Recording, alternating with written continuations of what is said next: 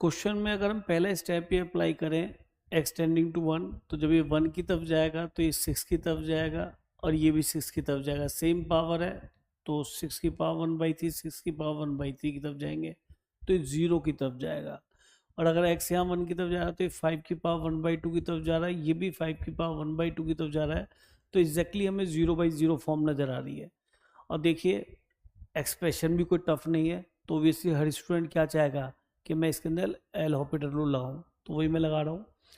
तो power formula सीधा सीधा यूज हो रहा है, लिमिट एक्सटेंडिंग टू 1, एक्स की पावर एन, चेन रूल लगाना पड़ेगा, तो एन एक्स की पावर एन माइनस 1, तो 1/3 माइनस 1 यानी कि 2/3 इंटू जो एक्स लेट किया था उसका डेरिवेटिव 5 माइनस, यहाँ पे भी वही सेम कंसेप्ट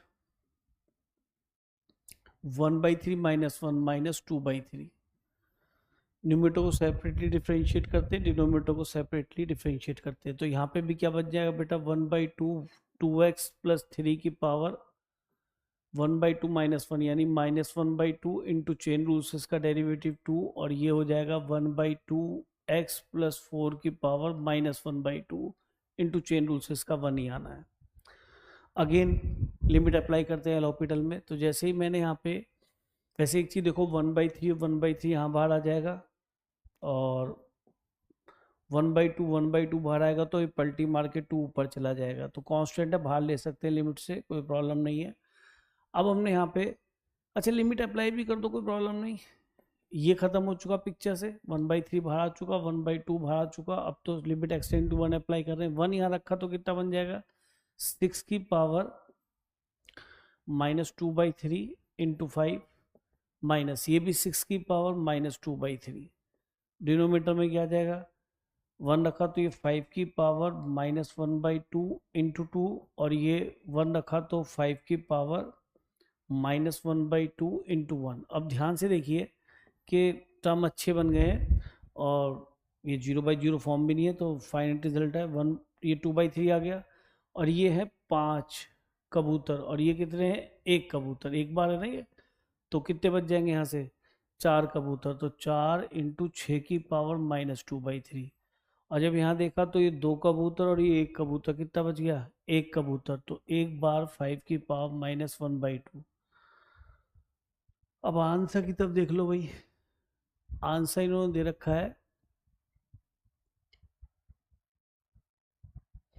ये हमारा रिजल्ट है m√5 और n इंटू 2n की पावर 2/3, और m और n का GCD 1 है, यानी कि इसका GCD यानी कि इन दोनों में कॉमन फैक्टर कोई भी नहीं है, कोई भी टर्म कॉमन नहीं है, यानी कि 1 तभी आएगा।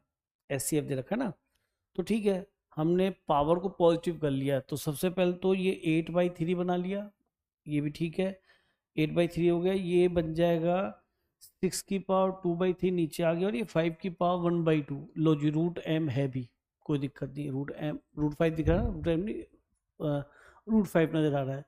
और यहाँ पे हमने 8/3 इसको √5 लिखा और इसको 2 इंटू 3 की पावर 2/3 क्यों लिखा, क्योंकि यहाँ पे 2 इंटू n नज़र आ रहा था, तो एक n सेम बाहर भी दिखना चाहिए। अगर ये 3 है तो ये 3 नज़र आ रहा है, ठीक है जी, इस 3 को मैंने यहाँ खिसका दिया। तो यहाँ पर n का काम तो 3 कर रहा है और m का काम कंपेयर करेंगे तो यहाँ पे 8 कर रहा है, और दोनों का GCD 1 ही है, क्योंकि दोनों में कॉमन फैक्टर केवल 1 ही मिलेगा। तो m और n हमें मिल जाते हैं यहाँ पे। हमें वैल्यू किसकी निकालनी है, इसकी 8m, तो 8 इंटू m, m है हमारा 8 प्लस 12n, n की वैल्यू हमारी 3, तो ये हो गया 64 प्लस 36, यानी हमारा 100 रिजल्ट आ गया। तो ये इजी ही क्वेश्चन है, क्योंकि इसके अंदर एक ही बार एल हॉपिटल रूल लगा और आगे कैलकुलेशन भी टफ नहीं है।